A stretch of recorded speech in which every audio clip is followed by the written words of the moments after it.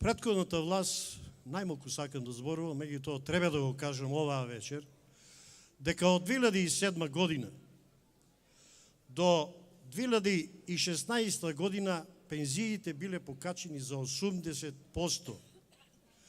Голема лага со опашка заокружена цела Македонија. Ја го кажав ова исто министерката кога беше за труд и социјална политика. Сега сакам да кажам, ја како пензионер, од 2018 година наваму мојата пензија е покачена 1600 денари. Сега последниот месец е покачена 570 денари.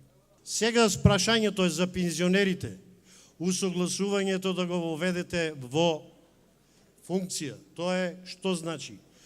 2 пати во годината 50% од порастот на платите и 50% од порастот на животните трошоци.